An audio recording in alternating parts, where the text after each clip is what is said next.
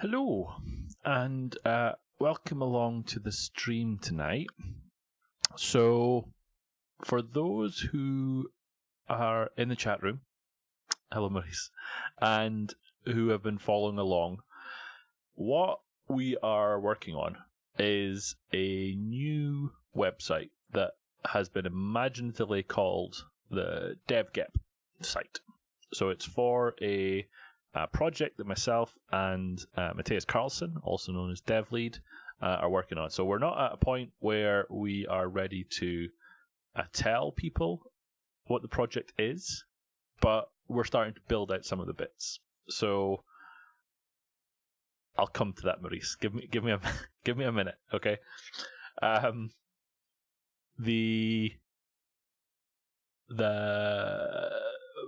Where was I?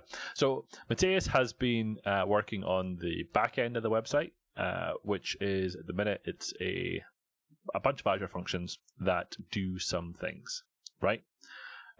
What I'm working on here is the front end of the website, which is what the end user is going to make use of. So this is a ASP.NET MVC application. We went through the process last Monday of trying to get it to work with GitHub Authentication and to work with a Azure Local Storage backend, persistence backend, rather than persisting to the default SQLite database. Now, the reason that we wanted to put it into Azure storage was because that's where we're putting everything else. So the infrastructure of the website is quite clean at the minute in the sense that it doesn't have a full SQL Server backend. It puts everything into Azure Local Storage. It's nice and cheap to store, and it's still quite quick. So for what we're building out, using Azure Local Storage makes sense. So what we ended up using is a project that is the this one here by El Camino, who has implemented a custom provider for the ASP.NET Identity system to use Azure Local Storage for its persistence, rather than SQLite or SQL Server or some other persistence engine. So after a little bit of trial and error, we got that working. So now we're at a point where we have if I go over here and I say .NET run, then what we should have, if I run this thing, is an ASP.NET website running on .NET Core, but rather than storing anything in SQLite, and that's just the SSL cert kicking in there. So let's just restart that again. So we say advanced and we say proceed to localhost. So this is the default template that comes from the .NET New command. But the one difference, or the two differences, is that one, we've implemented a custom provider, which is using GitHub to do the authentication. And if I click on that and then I authenticate with my GitHub credentials, which are already in the browser, then I'm logged in as bill@bill.com. And that is now persisted into Azure Local Storage emulator running on my machine. So we've removed the SQLite database that was there by default, and there's no dependency now on SQL Server or some other persistent engine. Everything's going into this storage emulator running on my machine now. And the idea is that when we put this into production, the only thing in theory that we will need to change is this connection string here. So rather than using the development storage, which is what the emulator is running on my machine, we'll give it a connection string to an actual Azure storage in Azure, a container in Azure, and the connection string will just be in our app settings, so JSON file. And the only other thing that we did to kind of protect ourselves from secrets getting leaked out is that we use the iConfiguration root element, which manifests itself as this configuration object, which we can then index into to get things from wherever the configuration object gets its information from. So in this case, we created two environment variables, one called GitHub Client and the other called GitHub Client Secret, which was the information that we get from GitHub after we created that app in GitHub. So now we've got that up and running. Okay, so what's left, or where we left on Friday lunchtime stream, was the idea that we wanted to start adding different sections into this website. So what I want to be able to do now is have a section called, and I wasn't trying to give the game away in terms of what this application is going to do, but I wanted a subscriptions section up at the top here. And the idea was that once you are authenticated with the website, that subscription section should become available. And once there, it should make a call to somewhere to get that information about what subscriptions are already available. And if there are none, it should allow the creation of a subscription and providing the ability to edit a subscription that's already created. So that's kind of where I want to get to. Now, the slight problem that I'm going to run into going through this is that the API for getting that information, that's not really been built yet. So we're going to need to stub something out and have a play and try and get it to provide some data so that we can play with that, right? So the question that Maurice asked in the chat room there was, why has the namespace changed? So for anyone that's been following along, I think I've built this website about 3 times now. The first one was on Monday night stream that was on this machine, and it was just called devgep. Because I required to scaffold out all of these pages using that .NET tool that we installed for scaffolding out the pages rather than relying on what I think is application parts to provide those views and those controllers for us. I had to run that scaffolding tool to get it out there. Now, because of the modifications that we'd made to the site to the application DB context, the scaffolding tool wouldn't run because it no longer understood the application DB context that we changed to be this identity cloud context. So I had to kind of undo some things. So I basically threw that site away and recreated it. Now, because I then wanted to put some actual code into a shared repository between myself and Matthias, I did actually once again rebuild the site. So I chose to call it the devgep site this time round rather than just devgep, because we have other parts of it as well. So I see that Kim's just joined the stream as well. So hello Kim. Problems with the chat on the stream, is there? I'm not aware of any problems. Oh, there is. I see what you're talking about. It's not showing up in the stream. Yeah, what's going on there?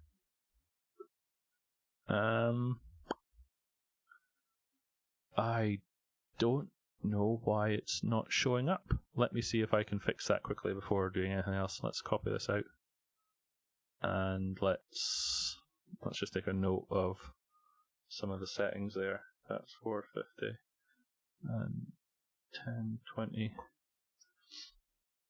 Let's just get rid of it. Some things might disappear or move around. Let's see if we can't just let's see if we can't get this to work. That's well spotted. Now, is that a browser? I think it's a browser, isn't it? Let's do this Twitch chat. And let's just see if we can add it again. See if that helps. No. Let's try again. This is off topic a little bit, but it's going to annoy me now that it's been pointed out. So let's see if we can put this in here and do 450 and 1020. Can someone try sending another test? I saw Maurice sent one, but can you send another one, Maurice? Ah, there we go. Beautiful. No, Kim, you should have, because that should have been working. But a couple, I don't know. Oh, hold on. I should have really learnt my lesson by now. I updated OBS just before the stream started. I didn't update Windows this time, Maurice, so that was good. But I did update OBS, so I wonder if that threw it for a wobbler. Okay, so what I want to do, and I'm sort of glad that Kim's joined the chat. The old updating problem, indeed. So I got the impression from the stream last time, Kim, that you've maybe been playing around with ASP.NET, the new version of ASP.NET, more than I have, because you kind of hinted at a few things that I wasn't aware of. So in the brave new world of ASP.NET, running in VS Code like I'm here, what's the done thing in terms of creating views and creating controllers? Is there a .NET new command for adding a controller or a view or scaffolding out those pages, or is it just a case of starting from scratch? Is that something that you're aware of, and you could provide some information to me for that before we go about creating a new one? I'll wait and see what comes through the chat there for that.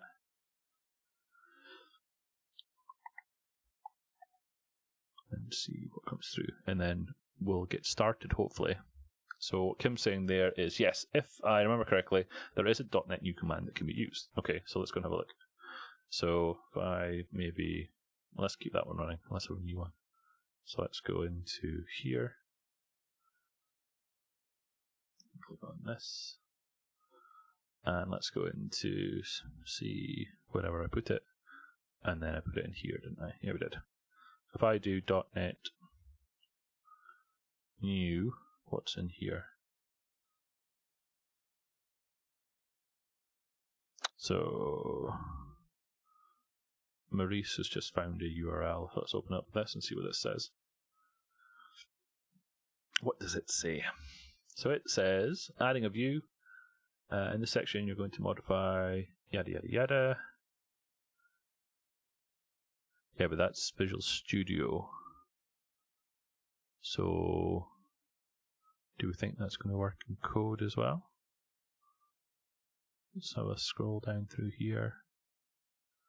Changing views and layout templates. Yada yada yada. Yada yada yada. Not so much. I don't think we'll get a right-click new view. I wouldn't have thought so. New file, but not. And Kim's then saying, I haven't done any ASP.NET MVC since I last ran Windows, though, so I'm not completely sure. Okay, so let's go back to this command and see. So there is, for a page, a .NET new Razor page. So I wonder what that does. Let's have a look. .NET new page, and we'll call it subscriptions. See what that comes back with.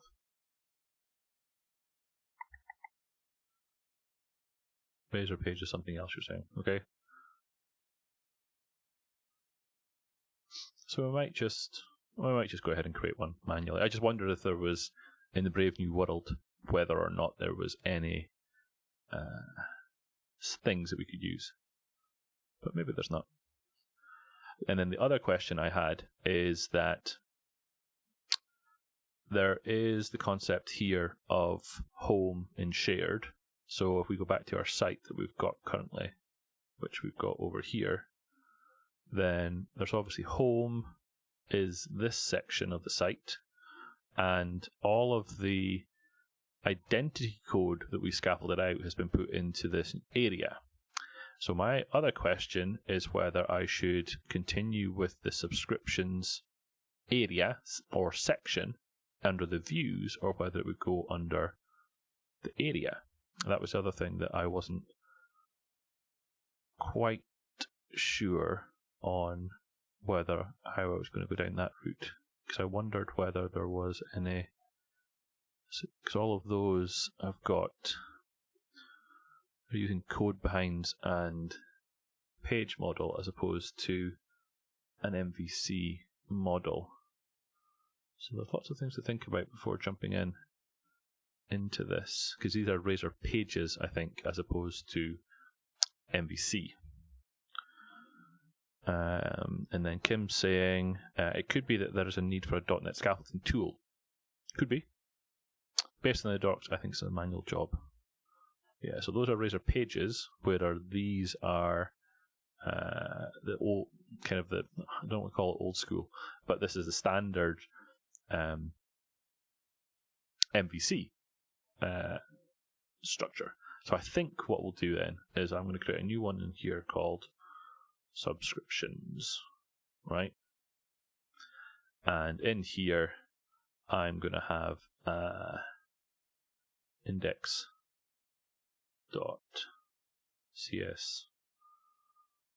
I'm going to try and type that, CS HTML. Let's close that out, and let's just borrow some stuff in our view here, and then we'll just put in a header that says Bob, because why not? So then in our controllers, we're going to have a new file that we're going to call the subscriptions controller.cs. And then let's just borrow some code from, so that's deriving from controller. So that's one of the changes. Like I say, my ASP.NET background is very, very historical. So there used to be an API controller and a higher level MVC controller, I think, and then it all got boiled down to this just controller that you can use areas with MVCs as well, though, but don't remember how I set that up. I seem to remember something in the back of my mind, but I think I'll just keep with the structure that's going on here, and then we can always change that around later. So let's just borrow some of this and make some assumptions about how everything's set up. So this is going to be the subscriptions controller, deriving from controller, and that's probably going to need a using statement. Sure.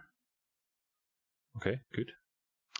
And I'm going to make a horrendous assumption that all of the routing logic is set up based on conventions.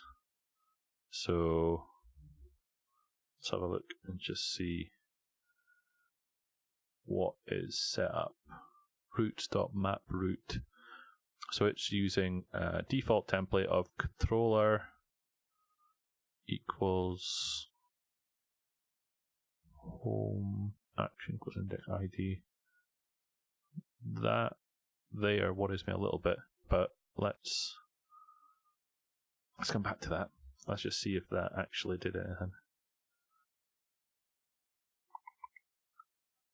We shouldn't necessarily have, or rather we won't have a link, but in theory we should be able to go to it in the browser. So let's run this up and see what happens. So that's our home and privacy still working. But in theory, if we were to go to subscriptions, beautiful. Okay, so that's us got our subscriptions area, right? Now the first problem that we have here is that I'm not logged in. Oh, I got a cheer there from Maurice. Love it. I'm logged in, or rather, I'm not logged in. So this page, this route, shouldn't be. We don't want it to be there. It shouldn't be there, right? Unless we are authenticated. So we go back and have a look at some stuff here. Now, none of the existing pages are. What am I trying to say? None of the existing MVC pages are protected by authentication, but the existing Razor pages are. So if I go into here and have a look, then on, for example, no, they wouldn't, would they? No, they're not. But where we have seen it being used is in the shared section at the top. Where did I see that? It's when it's controlling this. It's either showing logout or it's showing logout depending on the current state. Let me just see where that is. So that's in here somewhere. Isn't it? Yes. So this is an if statement that's basically saying if the user signed in, then do something or not. So we could do something similar with regard to showing a link if the user signed in or not. So that should be a simple one to take care of. But we also want to be able to, let's close others and keep that one open. And if things aren't too far removed from when I last did things in this area, I think I can put an attribute on here. I might just have made that up though. Let's have a look. No, something like that, isn't it? Let me have a look. ASP.NET MVC protect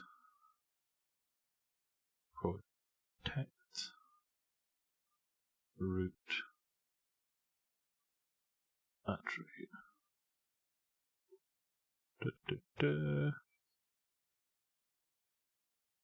Authorization. I thought it was something along that lines.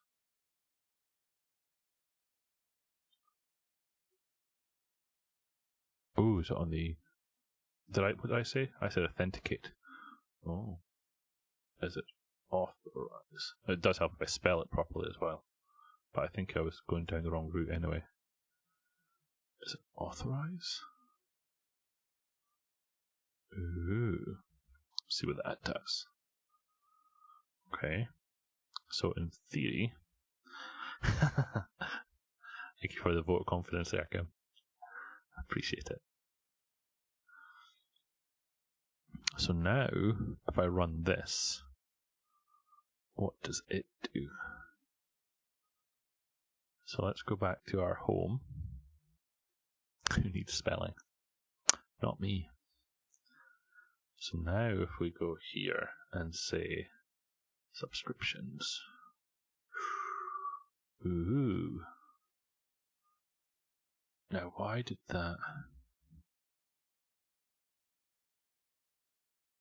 And that's interesting.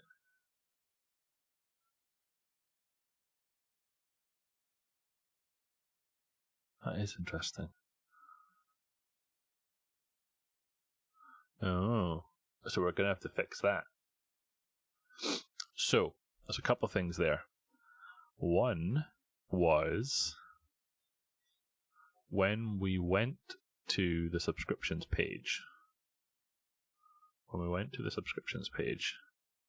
It correctly said, no, you're not getting into play, which is what we want.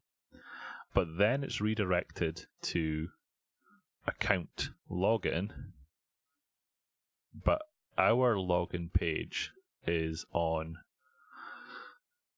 identity account login. So that there's this additional identity section. So we need to be able to control where the redirect URL goes when we use this authorize attribute. So let's just have a look here and see what comes up under redirects. Can we control that? And if so, where does that go?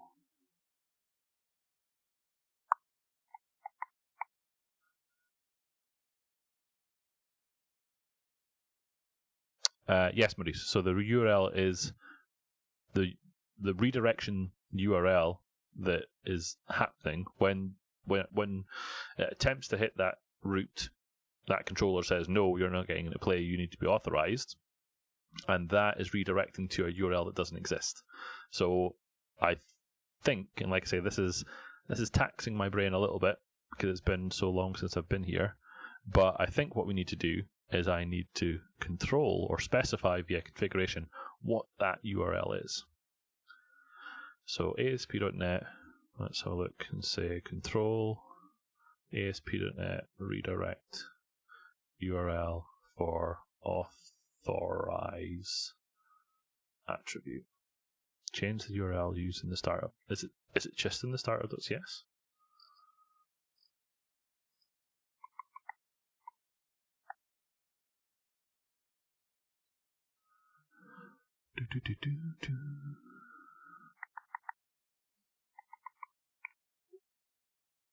Let's have a look.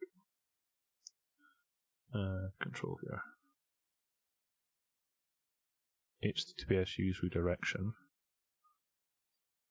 So it could be that there's a way of setting it.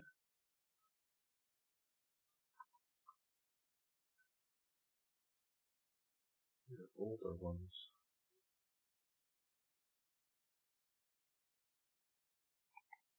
Let's make this, and let's just say Startup.cs, because that might limit some of the results.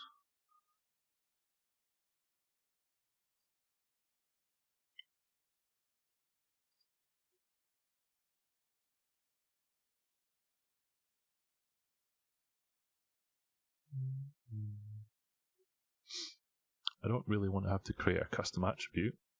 I don't really want to have to do that. I see, this is how I would have done it back in the day within my web.config file. That's maybe showing my age now, though. Use authentication. Oh, I wonder. App.use authentication. So what can I pass into that use authentication? What does this take? Does this take a...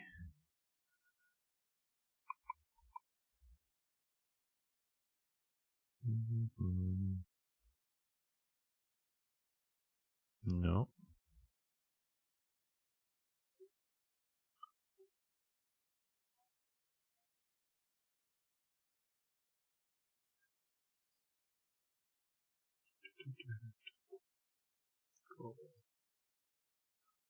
Configure auth, use authentication. Let's maybe limit this again to say use authentication. Keep on putting an extra S on things.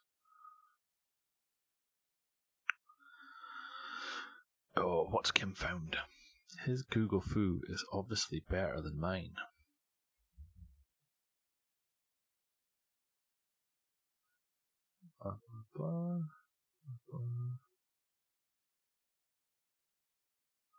Oh, when you set up the... let's see what happens if I borrow that. So that's in... That's when we set up this. That's when we set up... Where's the...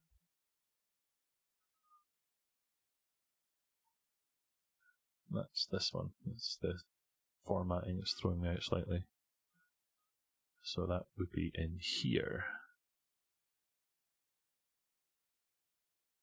Identity options. Options dot.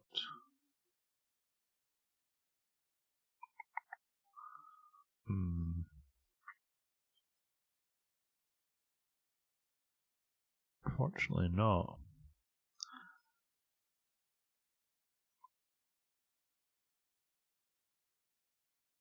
Because we're using a custom one,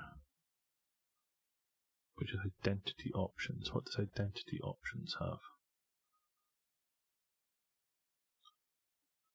Could have perhaps been in this sign in option instead. Where are you seeing that? Oh, I see. Was that an option on there, you mean? Options dot. Oh, I see what you're saying. Sign in dot. No.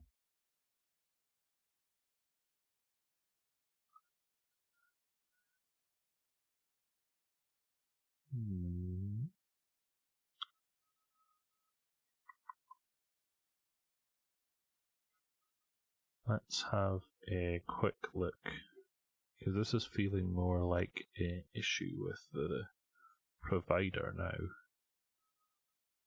Let's just go here. We can have a look from there.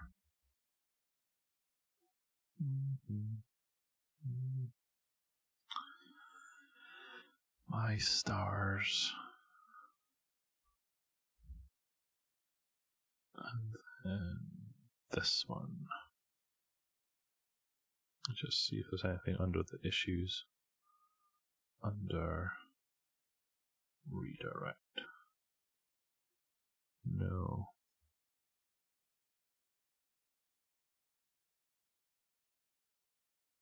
So you think it is in the use authentication, which was down here. Okay, what have you found? Copy link. This is why working on a stream is really cool, because it means that other people can help me. It's great.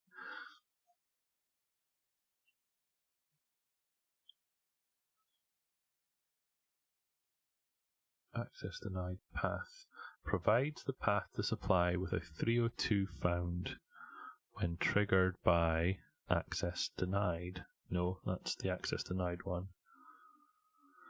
So where is... could be. Oh, there's the login path there, look.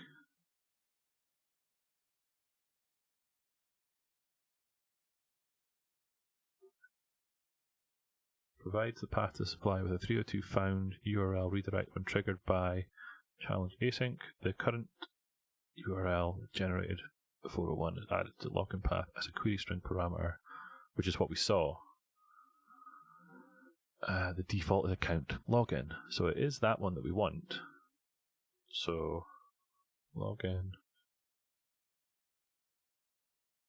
path.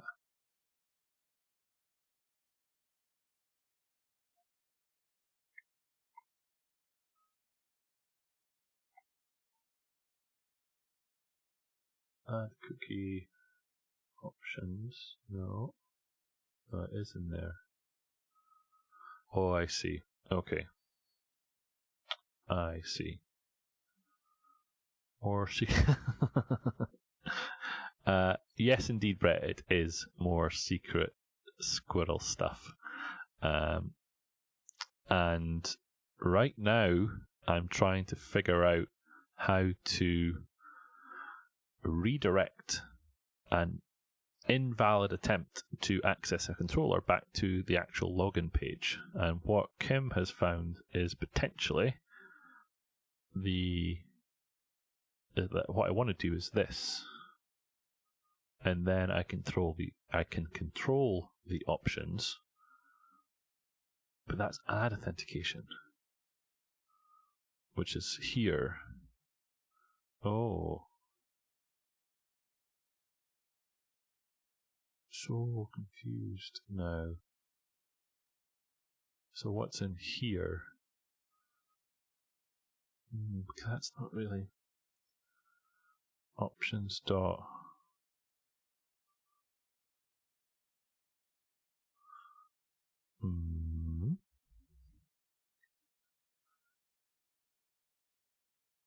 It wants me to do it on the add authentication, not on the use authentication.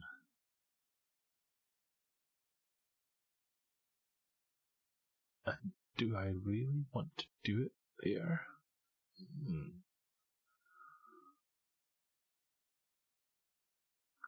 I genuinely don't know. This should be a lot. I would have thought this would have been a lot simpler, but I may be overthinking it a little bit.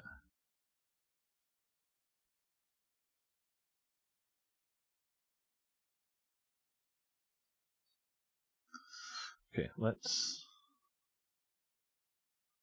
put it in and see what happens. Let's see what happens when we say add authentication, add cookie. Can we just do it here then? We can. So let's put this up here. And then in here, we should have options dot login path. We do. And what we said was that we wanted our login path to be this guy rather than anything else. Oh, it's not going to be that, it's going to be this. And then it's a question of whether that should be one of these guys or not. Where's my squiggly? Let's see what happens there. Okay, let's give it a try. And see what happens. Kim's saying no squiggle. Is that a historical thing as well? Do we not do squiggles anymore? I thought we still needed squiggles. This is taking longer to fail now, which always concerns me. Let's see if it's running though. This does not contain a definition. This doesn't like something that I did.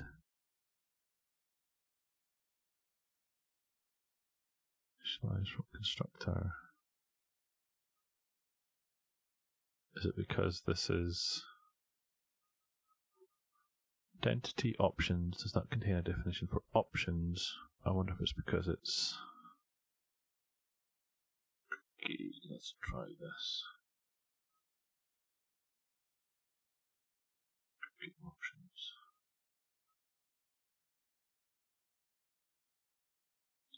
Not on properties, use path-through. Do what now?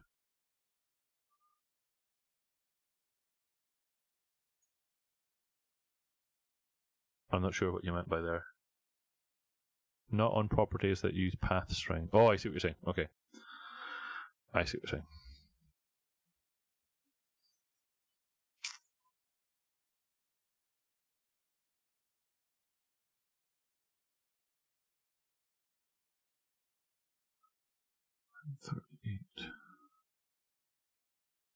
And 38. Oh, it's all the way. Oh, I've got a syntax error there. That probably doesn't help.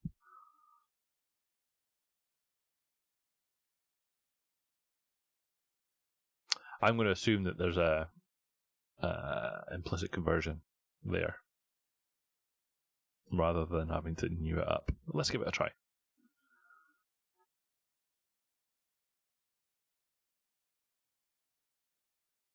That looks better. It's at least running now, but it wasn't running before.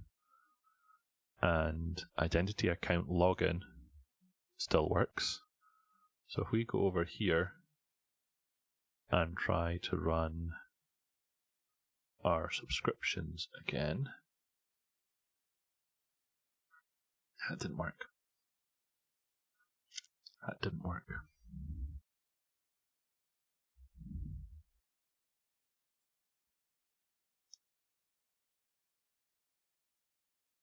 That didn't work.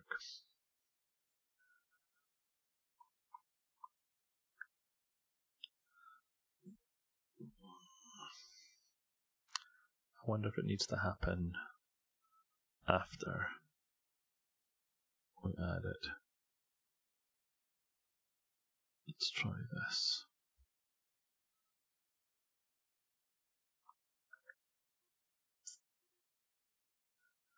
Really thought this was going to be simpler.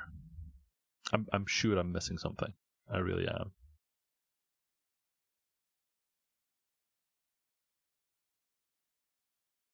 But back to here. Oh no, hold on. Hold on. Subscriptions. Dang it. So it remembered the return URL, but it's still going to account login rather than what we want it to be, which is identity account login.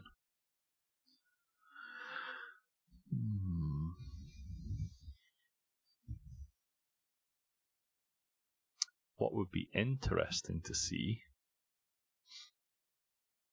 that might be interesting to test. Just had a thought. Yeah, I think I'm gonna run with my thought that I just had.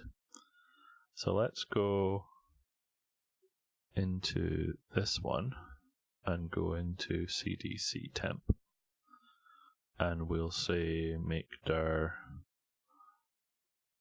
temp. I'm going to finish my thought process, Kim, unless you think that that's going to be my answer. I'm so imaginative with my folder names here. .NET new MVC auth individual, right? And let's run this website. So this website is a brand new one, never been touched by any of the Azure storage stuff, any of the GitHub authentication.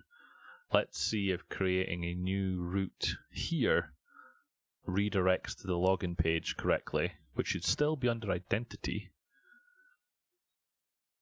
but or is it?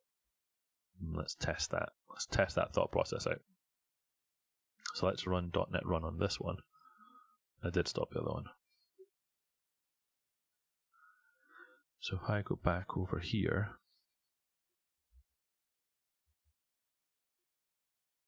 come on.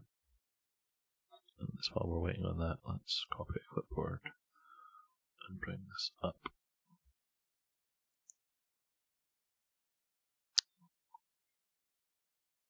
Configure application options on services. Okay. We can try that. Is there 5001? Back to here and do 5001. Now if we click on login, it takes us to identity account login. Right.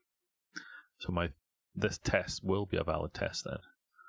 So if we go in here and add a new controller called secret controller, CS, and let's just borrow this from here, copy that, paste it in here, and say secret controller with an iAction result. That's going to need, as we decided earlier, that's going to need a using statement. Come on, there we go, using statement.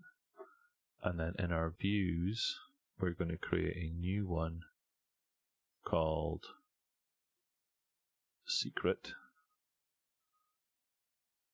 Oh, that should have been a folder, not a file. Delete that. Views, folder, secret. And then in there, let's create a new index.cs HTML. And then let's borrow what we borrowed before, which was the view bag. And then in here, paste that and say H1 Bob again. The only other thing we did on our controller was to add the authorize attribute, which needed us to add that in. Okay, so if we go over to here and stop this site again and run it, then it should break. So what I'm trying to isolate here is whether this is a problem with the provider that we're using or the fact that we've added the GitHub authentication. This one is just using the straight up built-in or whatever comes out of the template. It's not, we haven't done any configuration here. So if we can get this to work, or rather, if this also fails, then it's nothing to do with any of the changes that we've made, which is what I'm trying to isolate. Let's do that on the next one, Kim. Let's do .NET Watch on the next one. So if we go back to here and go temp again, right? And then if we say /secret, where does it? You see? See, that worked. I was really hoping that that wasn't going to work. Because that points the finger at one of two things. That points the finger at either GitHub or the storage provider. Check the Startup.cs file. I can do that. So in this, it shouldn't be that different.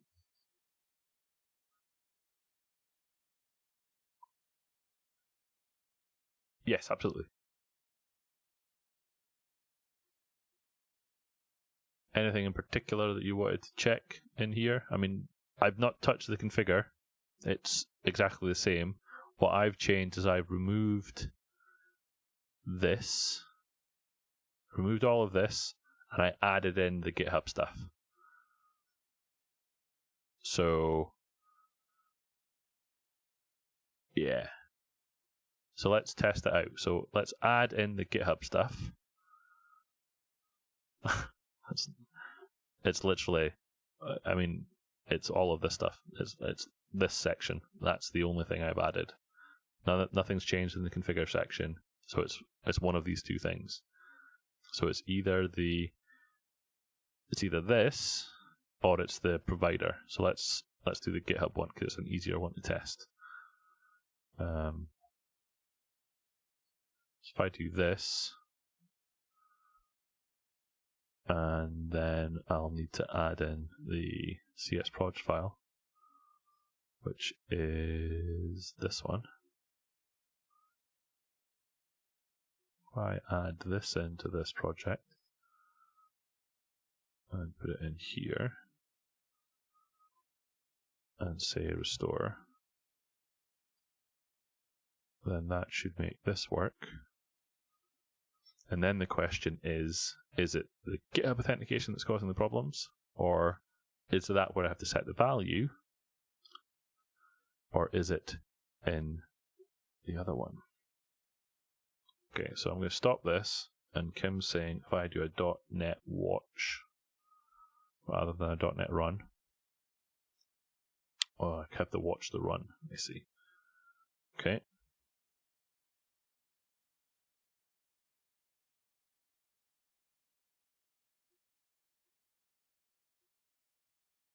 Let's see what this does.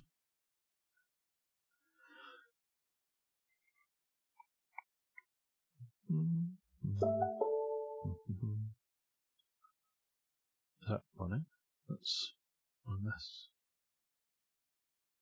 Oh, it is. Okay. So then, if we go back to the home and we try secret again.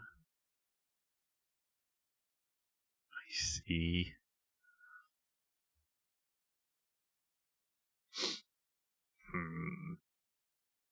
So that points the finger at the storage provider.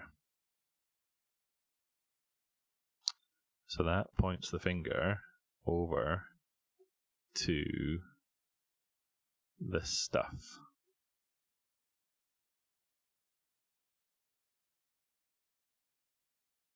So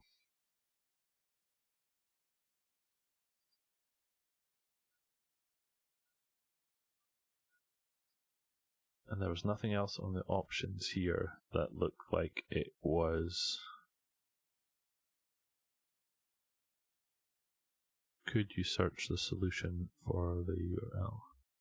Okay, so there's two things being discussed there. Hold on. So Kim was saying in the configuration method, which is, I'm assuming you're talking about this one. Oh, sorry. Hold on. Did you have add cookie authentication? So in here. This one here. Configure services. Hold on. Yep, and I meant use cookie authentication. Use cookie. I've used cookie policy. I don't have use cookie authentication in temp. No.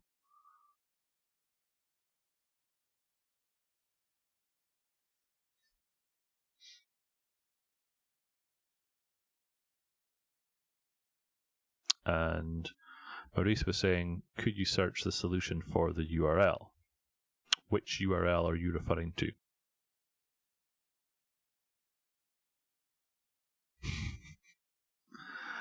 What I'm starting to wonder is whether there's some code in here that needs to be looked at.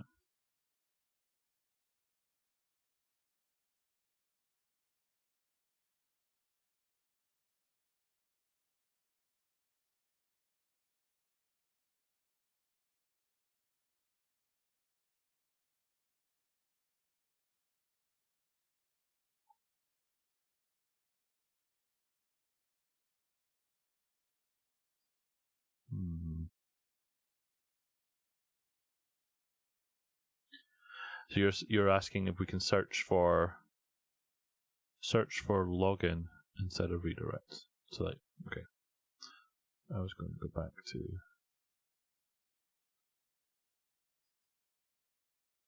login.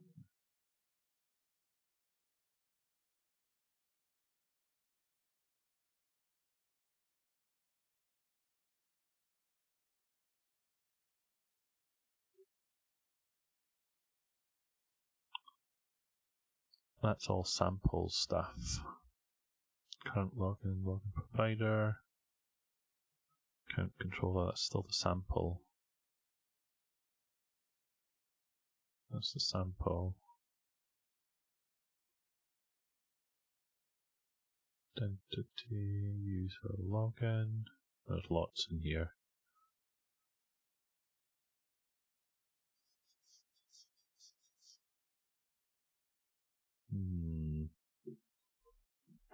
Interesting.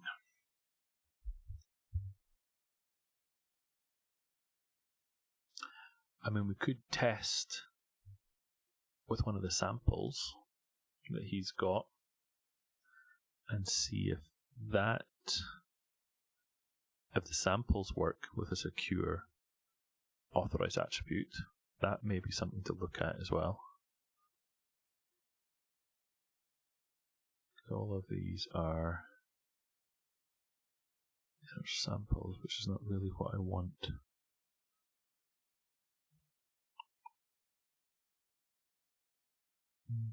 These are all CSHTML files as well. There's only two more.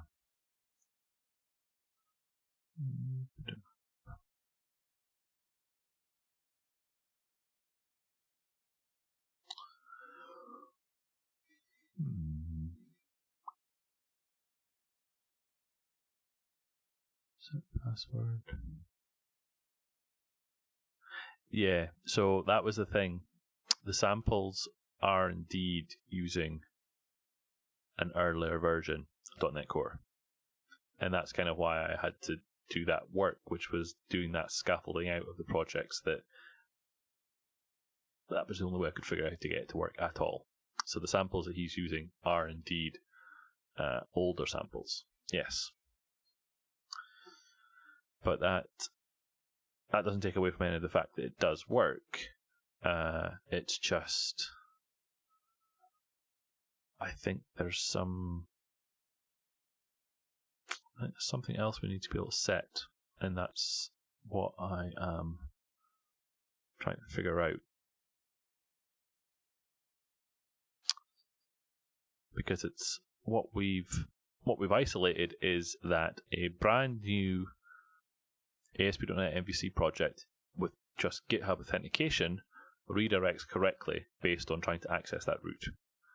But when we add into the mix the identity Azure table provider, then that redirect doesn't work correctly.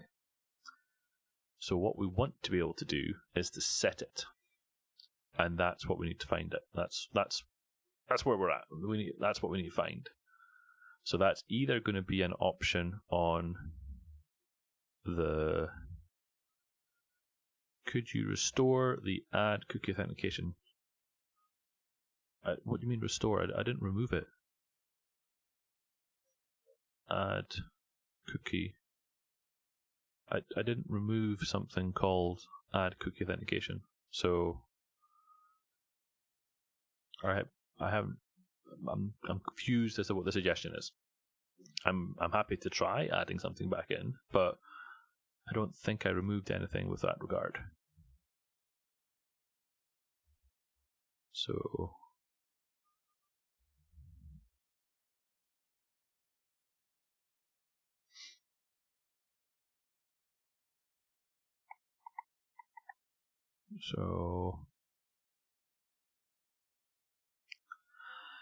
I think it's going to be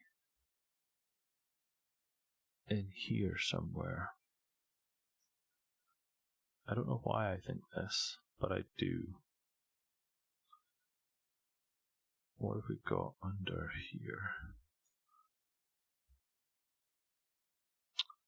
Default, max access failed attempts. It's not that.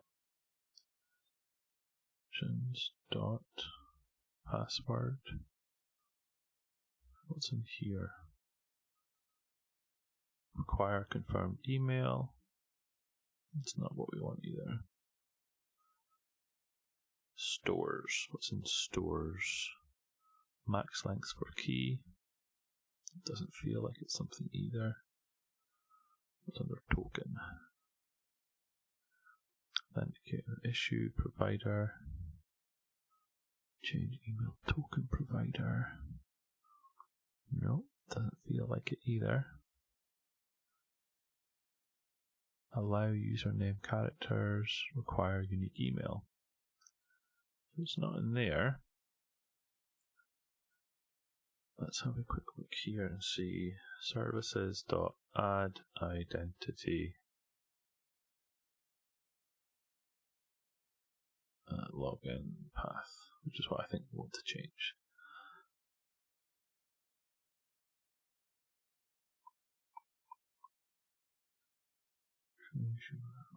That looks similar to where we were.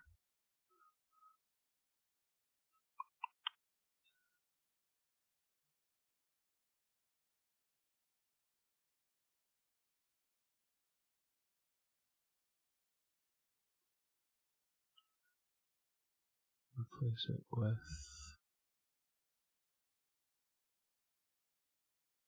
no.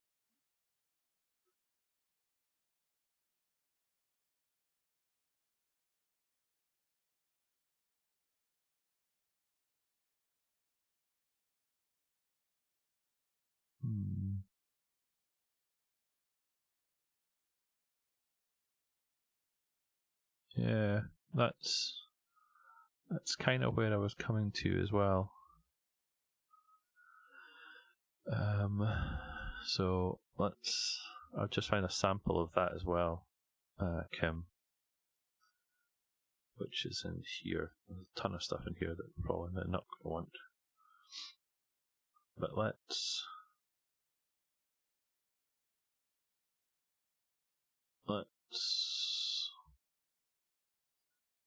and we said that this should be identity account login, right?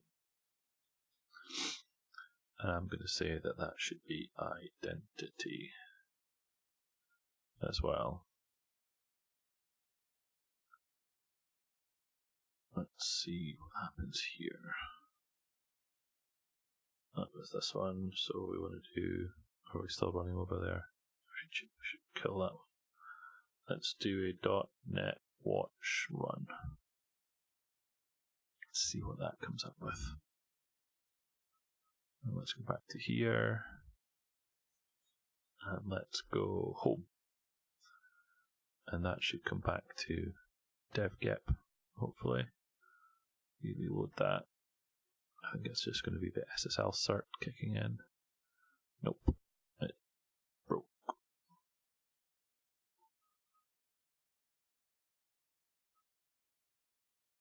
There we go.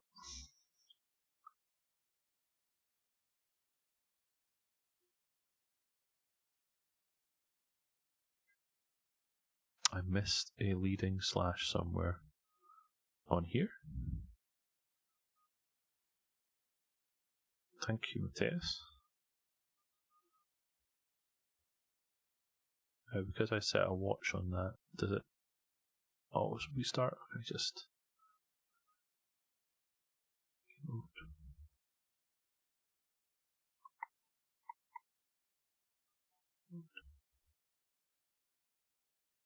advanced. Okay. And now if we go in here and say subscriptions, what happened? That's not even spelled right, is it? Subscriptions. Gasp! That worked. Who was that? I think that was Kim. Kim gets a cheer. Thank you, Kim. Thank you very much, Maurice. Okay, so that was us attempting to access the subscriptions section of the site, which should be secured. And when we went on here and said subscriptions, it said, no, you're not getting into play and you have to be authenticated. So if we go into GitHub Authentication and log in with Bill, then we get in to see Bob. Right, beautiful. We're done. That is done. Okay. So now... So don't even try that, Matthias. No, you did that last time, and things just started working when you made an appearance in the chat room, but I don't think you can claim it this time round. This was a hard-fought battle, and Kim came up with the answer. So I think we're good. Okay, so the only thing that's missing then, if I go back to here, and then, in fact, let's get rid of our temp. Don't need temp. Temp can go away. And we just got raided again. Look at that. Frank, I think Frank ended his stream and he's raided us. So hello everyone who was in Frank's stream there. Welcome along. For those of you just joining, I'm having some fun with an ASP.NET MVC application, and we've been trying for the last few minutes here, trying to figure out how to correctly secure a root in ASP.NET MVC, but with a custom storage provider. So I wanted to secure this thing called subscriptions, and what we found was that it was correctly saying I'm not getting into play, but it wasn't directing correctly to the login page. It was using a hard-coded URL, and because we're using a custom storage provider, we had to specify that in a slightly different way. So we finally figured out that we can control that via a call to this configure application cookie method on the services class, and we were then able to specify that we wanted it to go to identity account login rather than account login. And now it's all working. So what I was going to do next to finish off this part of it was I'm going to search for the word privacy, because I'm envisioning that there is something in a layout here that says privacy. So I want a new one called subscriptions. I'm catching up here. So Michael Jolly is saying hi. Matthias is saying, Matthias, give me a cheer. Thank you very much, Matthias. Adil, hello, Adil. How's it going? I feel like I've just spoken to you. And Brett Miller is saying hello, and then there we go. Okay, so what I want to be able to do is I want to add a new option. I want to add a new option up here, which is a new entry in here. But I also want to only do that if I'm signed in. So what I want up here is I want a new item in the list, and I'm going to give that a class called nav item. And then the A class is going to have a nav link. I should have just copied and pasted this, shouldn't I? But we're there now. ASP area equals that. Oh, it's twice I've done that. See how they did that with the login, logout. Watching the master at work.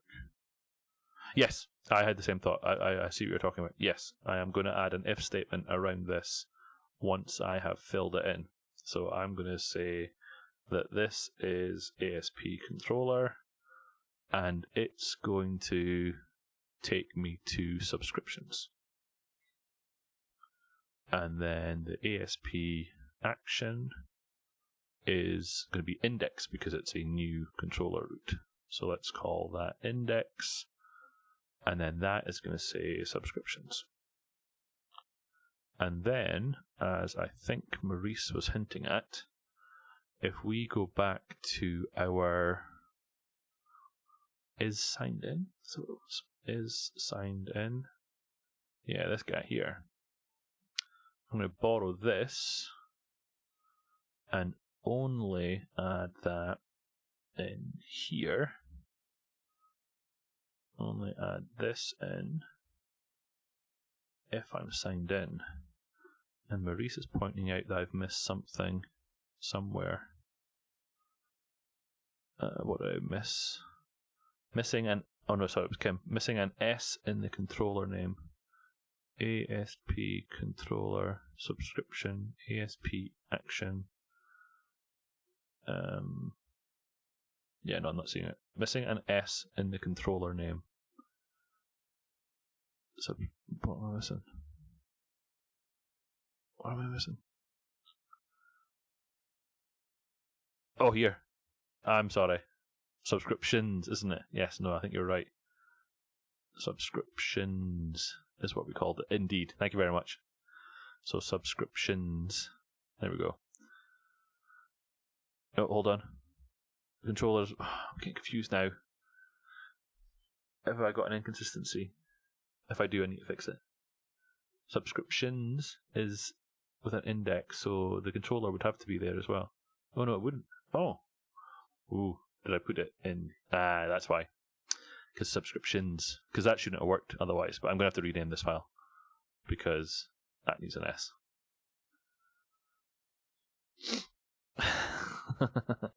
That really wasn't my goal for tonight. But I think I've sorted there. I think I've sorted. And then there was an error. So we go back to our here. This is going to barf because we need using statement of some description. It's not coming up with an option. So I'm going to need to take this guy. I'm probably going to need both of those. And I'm going to need to put these up to the top. Oh. I'm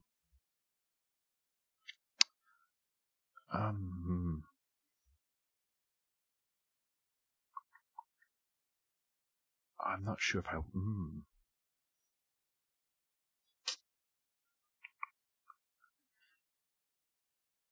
So, that felt wrong though. That felt wrong, putting them in there. But Kim's saying it's okay. Or you could add them in the view imports. That's the file you told me about last time, which was this one.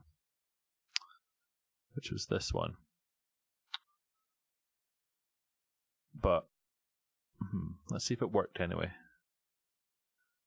Let's see if it worked.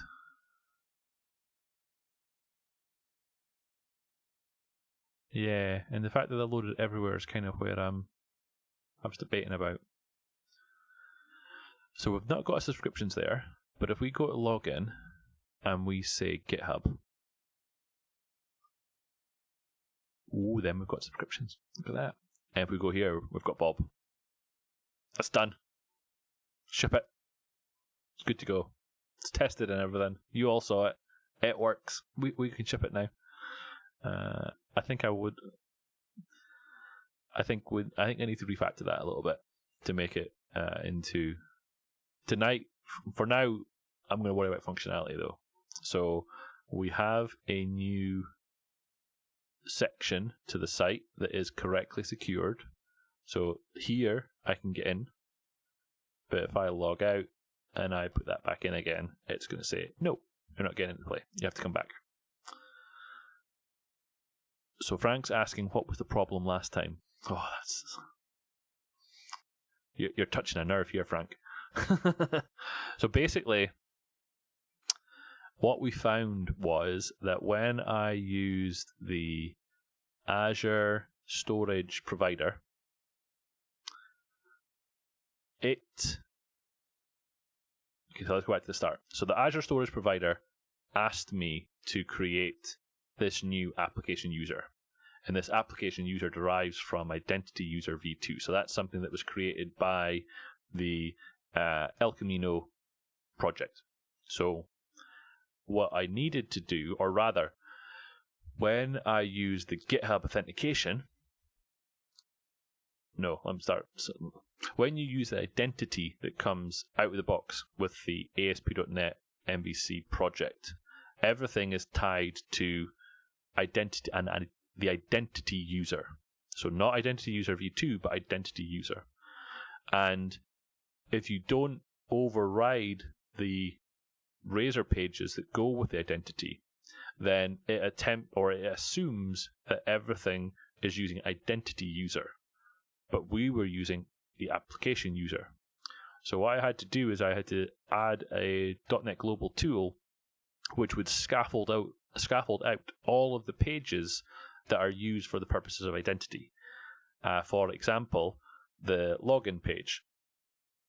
And then what I had to do is I had to go in here and say that this thing, which was using identity user, was using instead the application user. So basically I had to take over owning all of those pages rather than what I think was happening with an application part within the library where it was kind of injecting the views and the controllers at runtime.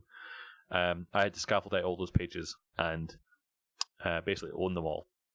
So all of these pages under the account section had to be created, scaffolded out, and then I had to switch from identity user to application user. And having done that, it all just started working. So then in my Azure Storage emulator, I started getting users getting added in, and they were correctly authenticating with GitHub, and it all just worked after that. So it took me a minute. That was basically all of the stream on Friday was just getting that working. And it seems like this stream is all about trying to get a bloody page secured. Excuse my language. So what we spent most of this evening trying to figure out is how to correctly secure a new view that I created called subscriptions and make the redirect URL when the got a 301 unauthorized. Or 401 unauthorized? No, 401 unauthorized. When it got that to kind of redirect back to here correctly. And yeah, that was it. So we've got that working now. Okay, so what's Maurice pointing at? Again, who are you and what have you done with GEP? What did I miss now? I mean, what did I not change, or what should I have changed? What did I miss, Maurice?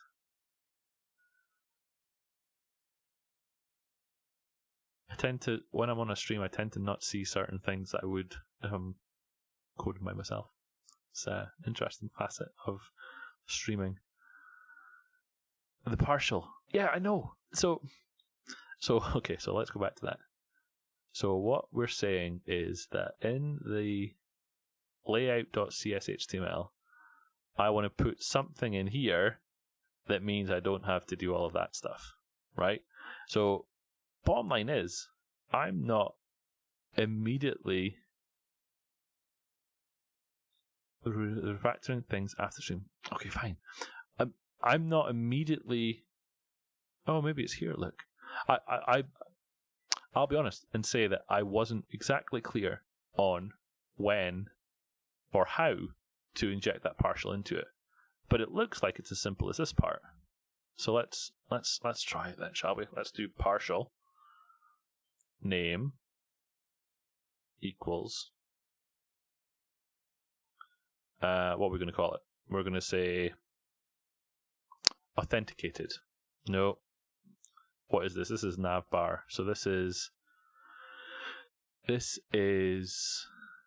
navbar partial. Navbar authenticated. See, naming's hard. Navbar that's synergy kicking in. Authenticated. Let's call it that. Right. So what we're saying there is you should be able to cut that out now then. So if I cut that, subscripts. You people. I'm trying to give it a proper name and you come up with subby. No. New file called, what did I call it? Navbar authenticated .cshtml. CSHTML. There we go. I'm going to put that in there. Right? I'm going to put this over here. And then I should be able to take this, remove it from there, and put it into here. Save that. There we go. Okay. At least it's it. So now we've got partial. No, that should be fine. So that should only still appear if we do that. Okay, fine. So now we go back to here. I'm going to assume that happened. And let's go back to the home page. Okay. So we've got nothing up there. If I log in as bill@bill.com. Oh, look at that. So that was simpler than I thought it was going to be. Okay, right, I feel better now. So we've now got a partial that correctly uses the sign-in manager when it's required to append that LI if we're signed in. Beautiful. Right. So the other thing, I was going to ask Matthias a question, but I see that he's just ducked out. Where's he gone? I was going to ask him a very important question. Okay. So the other thing I wanted to do tonight was, well, let's check all this in. Let's do some commits here. What have we done? That was my new view. That was when I added. That's the partial for the layout. And then we've got a new controller that's just got a view in it. And then we changed the startup to correctly do that. So let's do this. This is going to be add add route for subscriptions. This is secured via the authorize attribute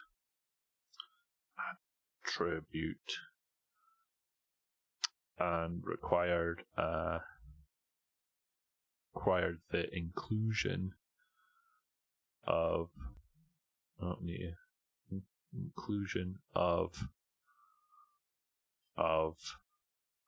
the configure application cookie method to make redirect work correctly. Okay, that's fine. Let's do that and go ahead and save that. Yes, let's do that. Okay, so the next thing, oh, hold on. Much nicer than the old way to add partials. Oh yeah, that's not nice at all. Okay, so the next thing I wanted to do, and this will make Maurice feel better then, I want to add style cop to this project. So, because right now, if I go back to here and I say .NET build, then it builds with, I think, one warning. And that warning, I haven't fixed that warning yet. I'm going to need to fix that. It's got one warning, which is viewports import, the using directive appeared previously in this namespace. So let's fix that. So the viewports import was in here. And I think what it's saying is the using directive for identity. Oh no, it's somewhere else. Appeared previously in this namespace. The using directive. I don't see what that's problem. So yes, I know that I'm going to get a lot of warnings, Kim, because I did it earlier before the stream just to see how badly it was going to go, right? Because if I go up to here, then you'll see that I added it, right? So this was going to be my question. In the areas section, is there another one? Oh, there's a viewport imports in there as well. Oh, so which one's it complaining about? It's complaining about the Microsoft ASP.NET Core Identity. This one here. Oh, it's got two of them, look. Okay, so let's take this one out. And then that should fix the build there, right? Let's fix that warning. There we go. Okay, so let's commit that. Let's get rid of that one. This is build. Fix warning. Okay, so the question that I had for Kim was, if I go ahead and add this style cop analyzers project or NuGet package, then yes, we get lots of errors. Because if we've gone from 0 warnings to 0 errors to, wait for it, look at all that yellow text, love it, right? 947 warnings with 0 errors, right? So the first thing, there's 2 things that I want to fix here, or there's 2 things that I want to figure out how to do in this brave new world of .NET Core. The first is that all warnings should be errors. Now I used to do that just in the CS.proj file. I need to figure out if that's still the way of doing it. The other way is I need to override some of these rules to say, actually, don't apply them. So that's what I want to figure out. So my first question to Kim, who I think uses this style cop analyzers project, is how do I do the latter of that? How do I control which rules are applied and at what severity level? Because I want some of them to be errors, I want some of them to be ignored, and I want some of them left as warnings. So that's a question I'm asking the audience here. I'm not in VS. I'm in Visual Studio Code, and Matthias is back. He's not in the chat room anymore. He's not appearing in the chat room, but he's talking to me. That's confusing, Matthias. Right. Hold the thought on Style Cop. Hold the thought, but he's not appearing on my list of people who's in the chat room. Right. So Matthias, first question that I have specifically about this project is in the... I'm not running anymore. Okay, so let's do .NET Run again. I want to get an answer about the project so I can know what I need to do. In the... He's injecting messages via the force. If we go to the login page, Matthias, now we've spoken about not allowing the creation of a user account directly on the site. So am I right in saying that we, on this site, we want to remove this register page completely? So we don't want to allow direct registration with the site. Is that correct? If so, I can remove that. But I wanted to make sure that that is what we intended. So this is getting a little bit of insight into the project here for people that are on the stream. Okay, so I'm going to remove the register section, and in the login section, I'm going to remove this left-hand side, and then obviously the forgot password and the register new user link, leaving only the authentication via GitHub. Is that correct? Is that correct? Let's wait for another answer, and then we'll go back to the style cop thing.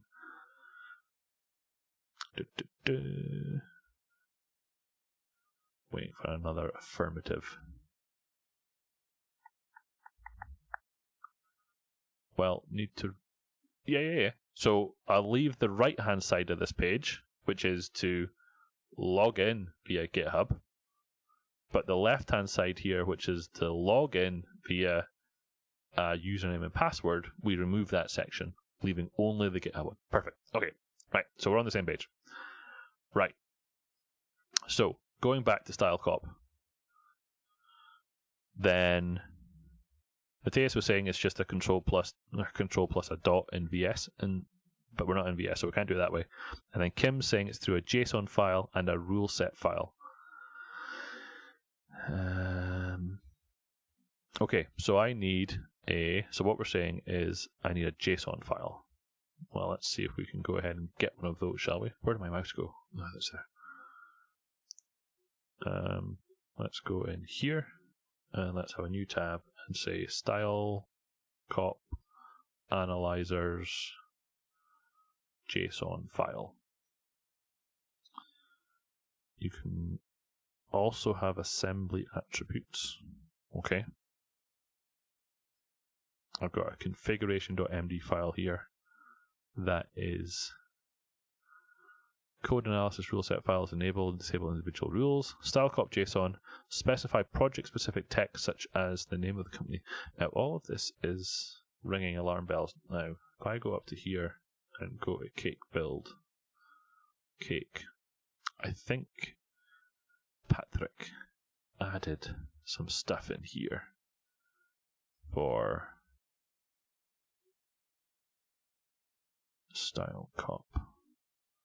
There's a settings.stylecop that we've got here, and then we've got a stylecop.json. So what has Patrick set up?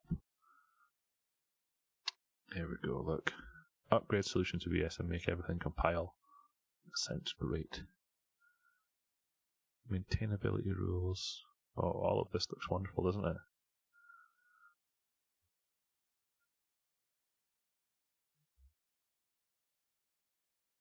So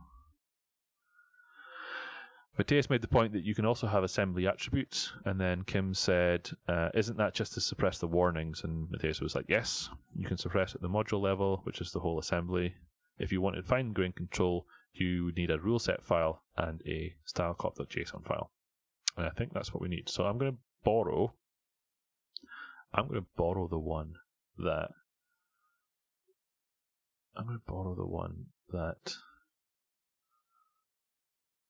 Patrick created, and I'm going to use that as a starting point. So I'm going to go up here and I'm going to create a new file called stylecop.json. I'm going to paste this in. It was called stylecop.json, it was. So I'm going to put that in there, and I'm going to do a .NET build, and I'm going to see how many of that 900, oh look at that, they've all gone away.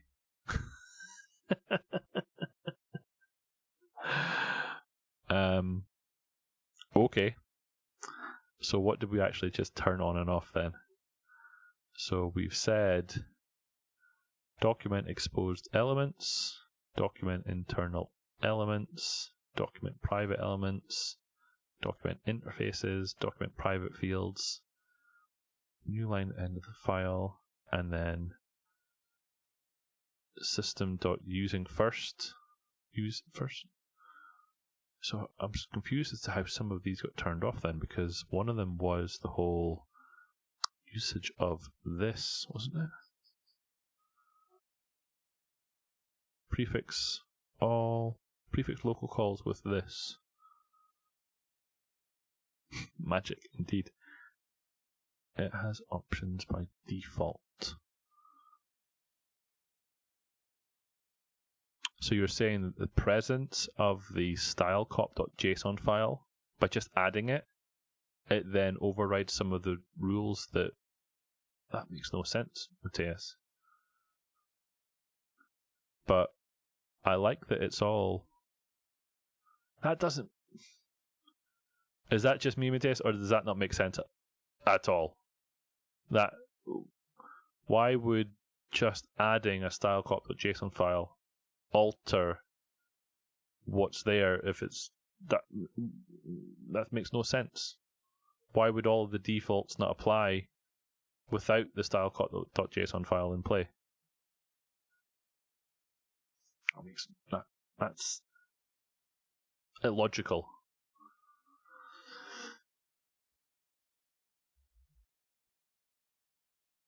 Illogical. I'm waiting for a response now. But okay. Rules should be defaults and custom.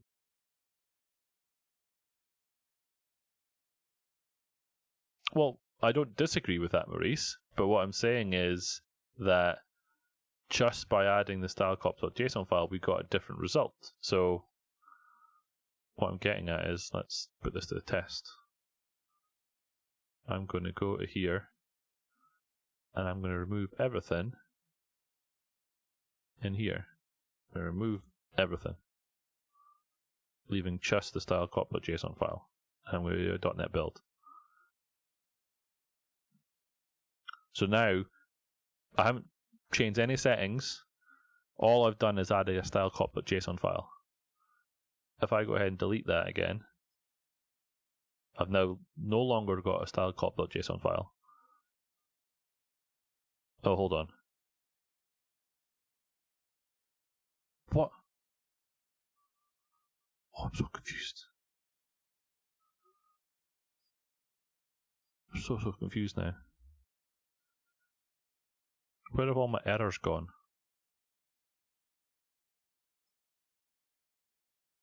What?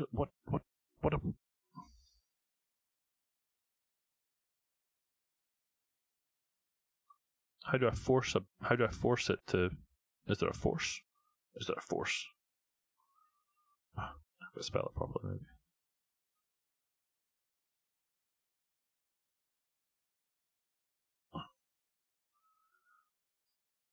That's just silliness.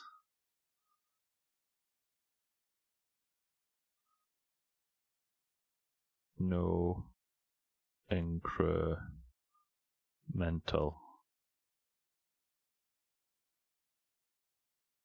Hold on. Right. Perfect. Gold star for Kim there. 948 warnings. If I go back in here and say new file and say style cop.json, JSON. Try that again. Rename JSON. Okay, so all I've got in here was what I had, which was going to be. Let's borrow the whole thing again. No, that's not the one I wanted. It's this one. Raw. Control A, copy. Control A, paste. Take those out. Cut. Save. No incremental. I would like to see 948 warnings again. Beautiful. And the Kim's then saying it shouldn't make any difference until I change the CS_proj file. So let's put that to the test as well then. 948. Okay. So what change to the CS_proj file do I need in order to make this work? So if we go up to here and look at the CS_proj file,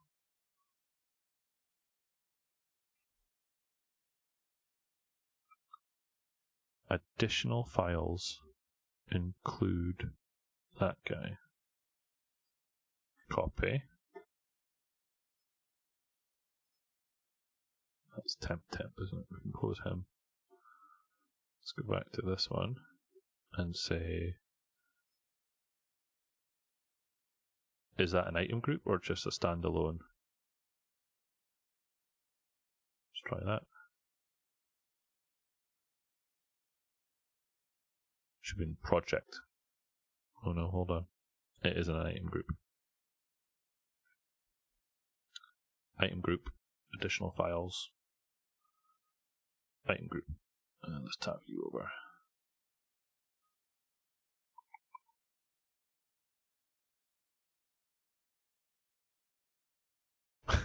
Okay, getting somewhere. Right.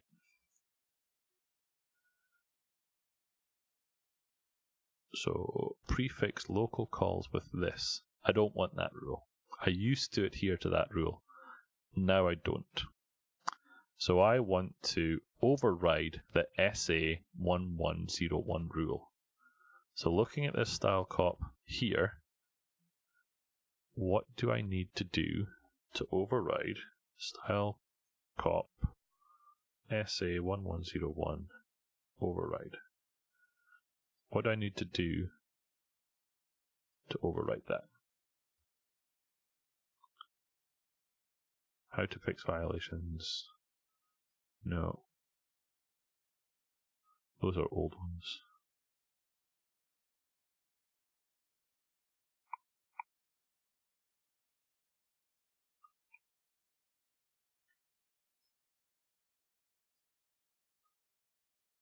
Oh, I did that again. I've opened the feedback form.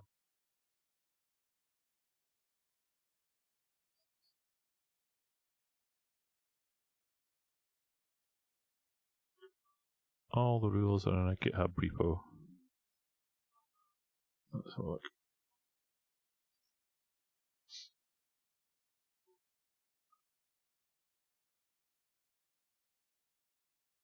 Yeah, okay. SA1101, which is this one. Rule description, how to fix violations.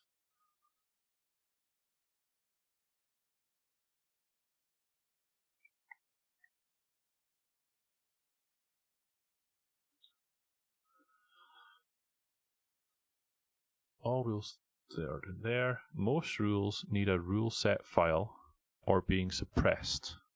Okay, so let me have a look and see what else we had on the cake project. So you're saying in here, potentially, there is a rule set file.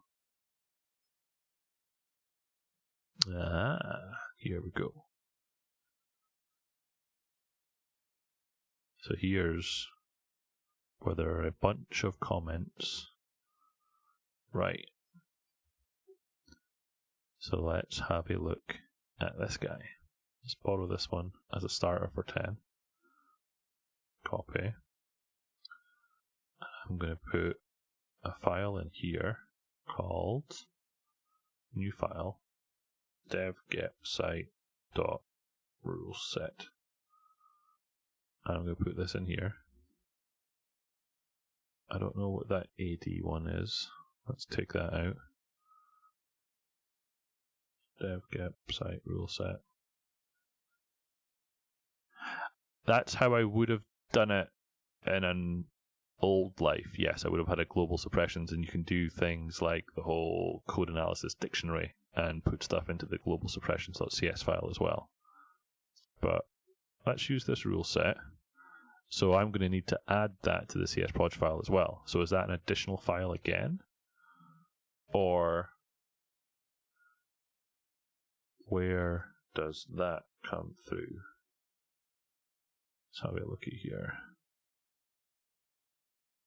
Rule set.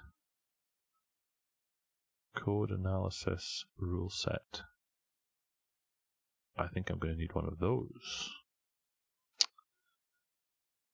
Yes. Which is what this guy is. So in my csproj file, in there, I'm going to put this in, And I'm going to take this condition out because it's just always there. And then I called it devgep site rule set. Save that. And then let's see what that gives us. I'm envisioning that that number is now going to be less 32. Right? Now we're getting somewhere. You have an extra space.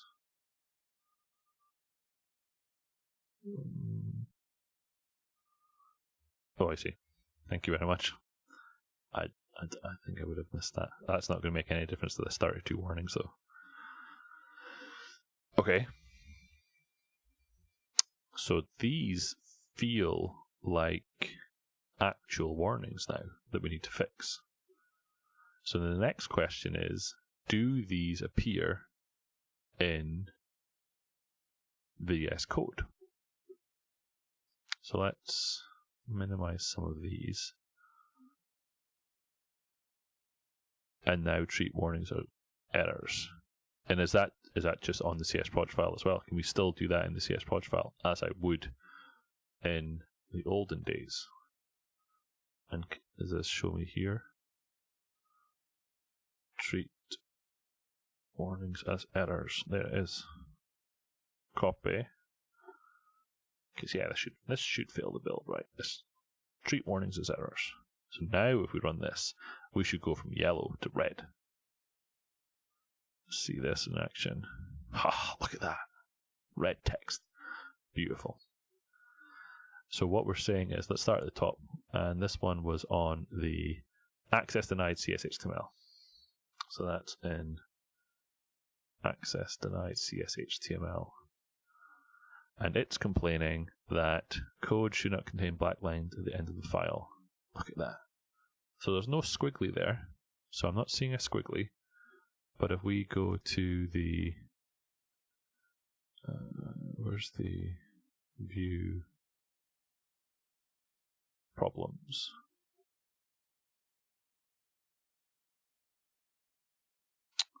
You haven't built it through VS Code, correct? No build task can be found. Configure build task. Create a task.json file. .NET Core build command. Control Shift build. Build. Build, build, build.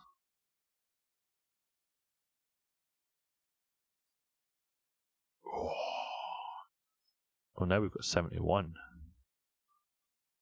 Why do we have 71? Oh, hold on. Is there a style cop extension loaded? I don't think there is a style cop extension. I went looking for one earlier, Maurice. I didn't find one. So there's no specific style cop extension that I could find, no. He, copyright. What's that? Matthias is saying. Copy link. What are you sending me here? And it just...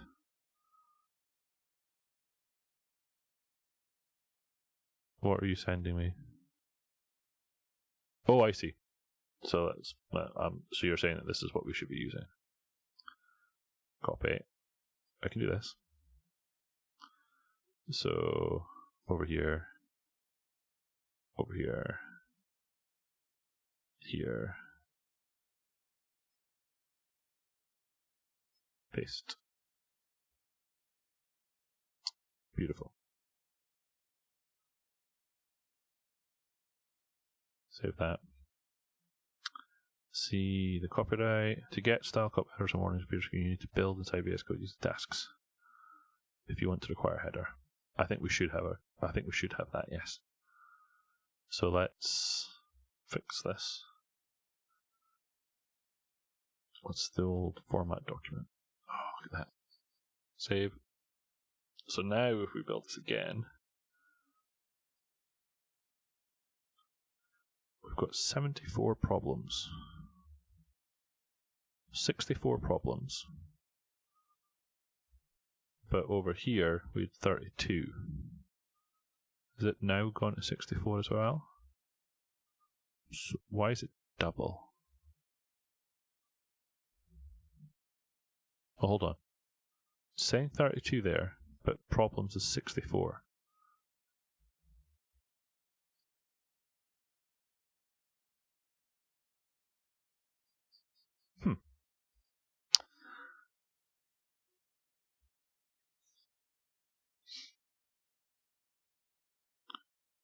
Yeah, but I don't think it's only got like 4 things at the bottom. That doesn't account for the difference. Essays, these are all style cop errors. No, I get it. I do. I get what we're all saying, but all of these look like essay errors, which are style cop errors. So I'm wondering why there's a discrepancy between the two, and also why I can't open the file. Unable to read file not found. Areas identity pages account. Access denied. That's very strange.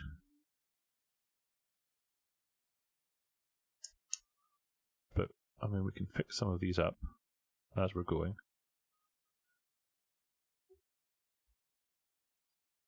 Bad reporting. Yeah, it seems like the path is a bit broken. So, not sure what's going on there. But we've got it down to 31, look. Look at that. I am cooking with gas. And that one also doesn't find it. Then it's complaining about this one. And let's just change. Yes, using 11118, indeed. Okay, so that seems like it's a known issue. Starts with a slash. Okay, so I think I fixed all the ones in that page. Let's save that. And let's run it again. Oh, what have I done there? Oh, that's not what I would. Save. I'm sure it does. But one of the things I was hoping to achieve here is that we weren't going to necessarily want or need to run it in full VS. Oh, build failed. Oh, that's fine. Well, we're getting out to 60 now. Look at that. So now we're on to the external login. So now it should just be a case of fixing the things in here. So this is line 66. So I mean, I can fix these because that's just going to be open brace. That's just going to be one of those. I can fix these. There's no.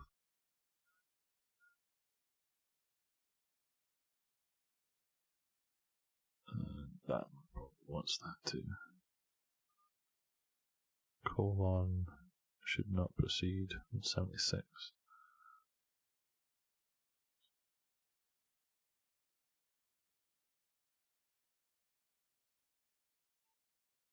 Missed one.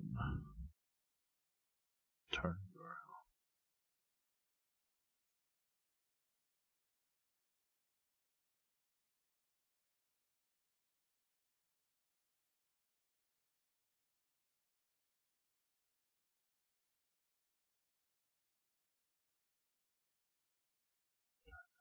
Space.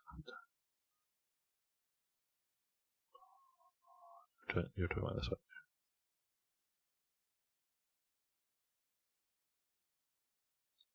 So I mean, I'm not going to go through all of these just now. There's no point. There's no point in wasting time doing that on a stream when I can fix that myself. That's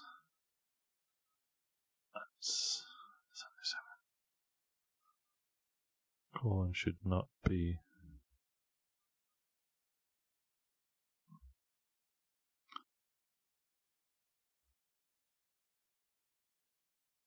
What does that even mean? Let's see if this.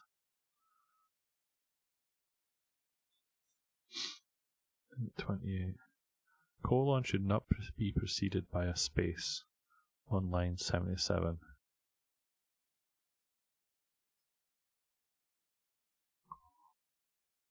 Does that say colon? Or colon should not be preceded by a space on 77 147. That's here. Oh, I see it. Now I see it. There we go. So these are the kind of things that I'm going to be fixing to get this build working. So I'm totally going to take that on.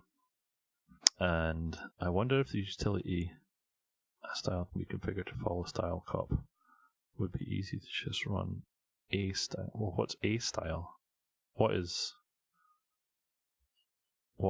that? Is that an extension? And yes, I'm what this? Yes, I am. I'm on board. I was just curious what the world was like in VS Code for this kind of thing, and it's not perfect. Is what I'm seeing, but that's fine. Doesn't have to be perfect, but it would be nice if it worked. So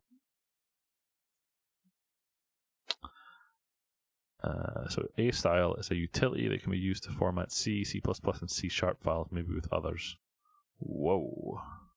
What happened there? Oh, hold on. What?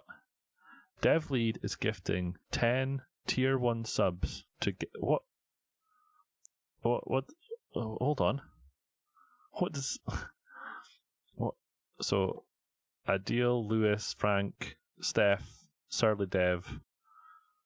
I don't, I'm not even going to try. Is that Jamie Phillips? John Galloway? Lots of people just got subs from Dev lead Matthias. Thank you very much, Matthias, for doing that. That is very much appreciated. I've not had that happen. This is the time when I really want to have all my notifications fire up and have things jumping across the screens when things like that happen. But I still haven't done that yet. That's kind of crazy. But thank you. I hope everyone is able to take full advantage of those. And so now I'm able to retire. I think that was it. That was the turning point, Maurice. I'm ready to retire now. I'm done. Someone else can finish this website. Anyway, okay. So let's have a recap of where we were. So let's see what we've been doing here. This was adding style cop.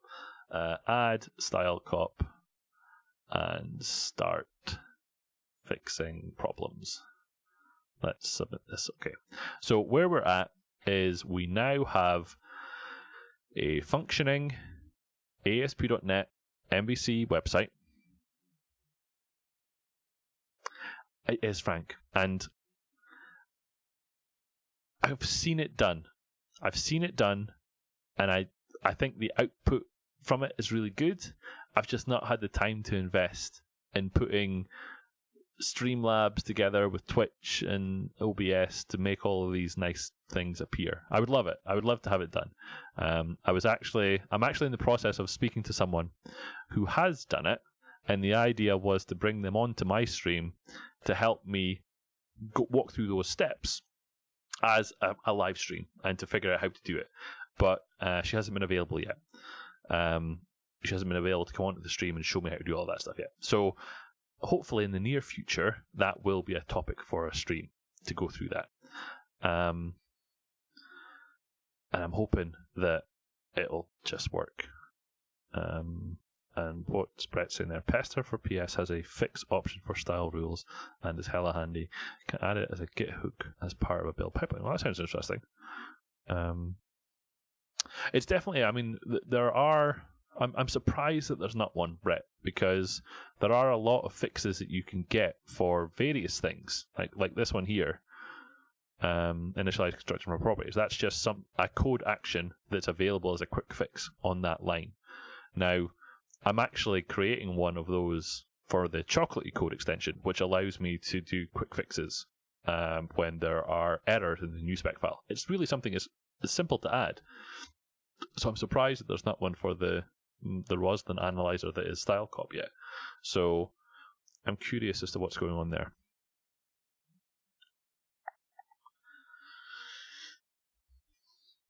And now you're talking about Gherkin, which I know nothing about.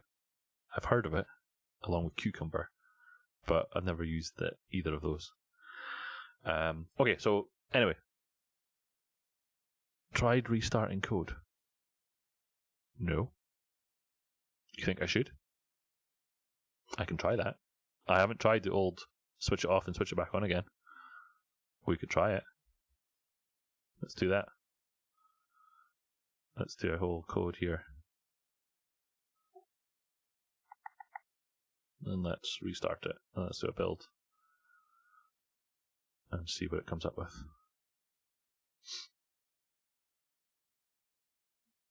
Could have done that too.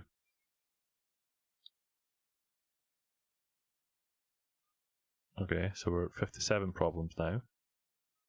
Required assets to build and debug are missing from required assets. Let's add them. What did that do? Launch.json. Sounds good. I've got a launch.json file now. Let's see. Okay, so the links still don't work. But let's have a look at my forgotpassword.cs HTML file and see if it's now got some fixes. So on line 46.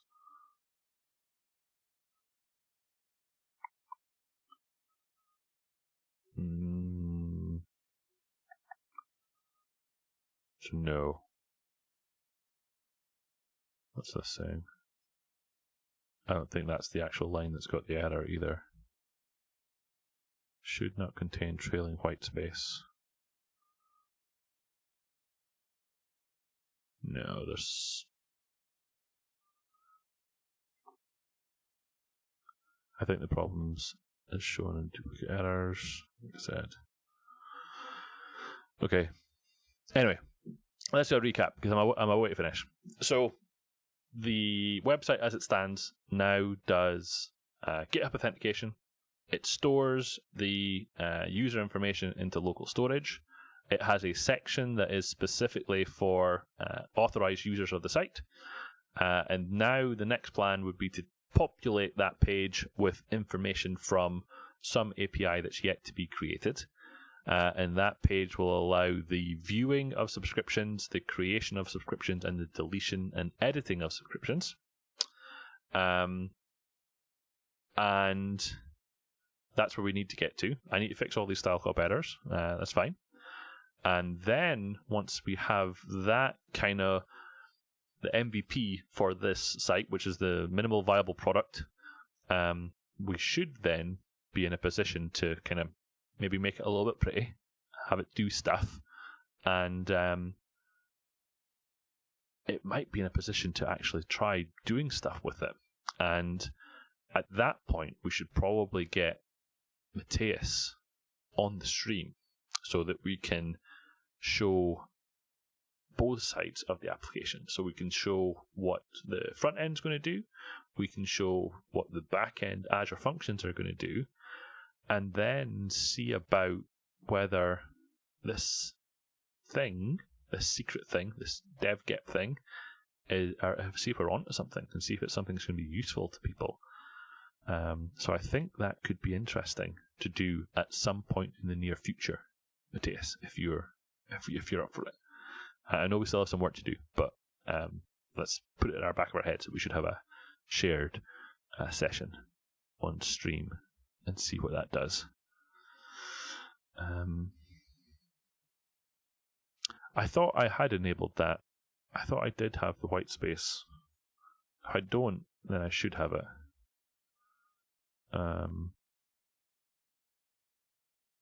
Because normally I have it highlighted. Let me just have a quick check over here to see which extension. The extension I normally use makes lots of red appear on my page. I'm Azure. That's from the Azure MVP in the chat room right there. He's a funny guy. And share a bit more about your super secret 007 project. I think once the time's right, Maurice, we will. There's a few. Let's put it this way: Matthias has the back end running and doing stuff today, so we know that the back end pretty much works the way that we want it to. So what we need, what we're currently building up, is the front end to interface with that back end, but we also need an API layer for accessing and making information available to those Azure functions. So there's still a little bit more to do, and then we can start to put it out there in probably a beta version to start with, get some people signed up to it and running with it, ironing out the kinks if you like, and then we'll have it do stuff. Yeah, that's right, stuff, cool stuff. Yeah. Let me have a look here. Show installed extensions. What's it called? The one I normally use. Trailing spaces is the one I normally use. Let's bring this up. Trailing spaces. Yeah, I don't have it installed, which is surprising. I normally have this one installed. Oh, it is installed.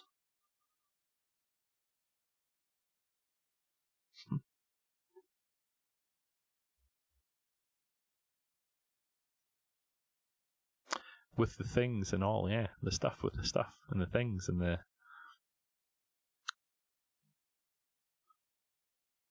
Did I? I thought it... okay. I'm not really paying attention anymore. I think my brain's already switched off. I'll be honest. But it didn't appear that there was any trailing white spaces in that file, because it didn't, or was it in the forget password.cs HTML file? Is it this one? Not even in here. Oh, there's one, look. There. So now if I hit save, it still didn't go away, so it must still be a setting. You just started talking like my daughter. Okay. Settings, open user settings. And I'm going to say white space. Let's see what it's called. I think Kim told me about it in trim auto white space. Settings. Open user settings. And I'm going to say workspace. Trim. Huh.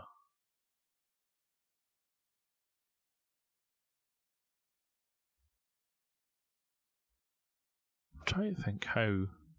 Isn't that what this is for, though? Remove trailing auto-inserted white space. Oh no, hold on. When enabled, will trim trailing white space when saving a file. Is that what I've got enabled? That's what I've got enabled. There we go. I'm going to say that. And have I got this one turned on as well? Trim final new lines. I wonder. Trim final. I don't have that one on. Let's save that then. And now if I hit save, there we go. I feel better now. I feel much better. And I've added that as a setting on the workspace, so Matthias will get that as well when I push that up. So but as Kim pointed out there, I could have done that with an editor config file as well. So in theory, if I add this guy, which is this one, then it should trim it as well, assuming that I have that in there, which doesn't look like I do actually. I see what you're talking about now, Frank. Yes, I'll take that. It wouldn't format. It wouldn't format automatically though. Yeah. Okay, so I'm done. I'm done for the evening, I think. So on Friday's stream, I will be doing more of the stuff with the stuff. And the stuff in that case will be, where do we need to go next? What else do we need to do in this site? So this site, we need to fix the build. So we've broken the build by adding in this. We'll need to add some sort of build. Don't know. Is anyone not familiar with like a build automation system that we can use for adding a build to this? Might have to add that in. So we get some more building of the stuff happening. We can add that into a CI/CD pipeline and make that happen. So we'll need to do that. And yeah, we'll need to add in all of those things. Now, I am flying to London tomorrow evening, but I should be back for Friday. So my Friday lunchtime stream should happen as normal. It should just be a quick trip up and down to London. And as Brett is pointing out, yes, Azure Pipelines, Azure DevOps Pipelines is free for open source projects. So this one strictly is going to be private just now, but I think we have some credits available between myself and Matthias for making that possible as a private project. So we can do that too. But yeah, so there'll be more of this. We'll get the build working. We'll probably add in some cake for some build automation and throw it into an Azure DevOps pipeline so we get some CI/CD on it. And we then need to think about where we're going to host it. Most likely we're going to host it in Azure as well as the front end. So we need to play with that. And then that will allow me to play with the connection string in the app settings.json file, which at the minute is saying use development storage, but we will be able to switch that over to the full connection string when we need to. And yeah, thank you for all the cheers there. And Maurice, I intend to have, so I'm going down to ChefConf London, where I'm going to be doing a presentation on using Chocolatey with Chef. And that's what I'm going to be talking about while I'm down there, and also being part of the booth for people coming along asking questions about Chocolatey. So hopefully there'll be a lot of people coming along to say hi. If you're in London, feel free to drop by and say hello. And Terraformed a lot. Absolutely, Brett. Terraform's great. I like a bit of Terraform, I have to admit. Terraform and Chocolatey is a great combination. I do that all the time for workshops that we do. Okay, but for now, I'm going to say that's me done. So thanks again to Matthias for gifting all those subs to everyone. That was a really nice touch there. I appreciate it. And for now, I will say farewell and hope you all have a good rest of the evening, rest of your day, and we shall see you on Friday. Talk to you later. Bye-bye.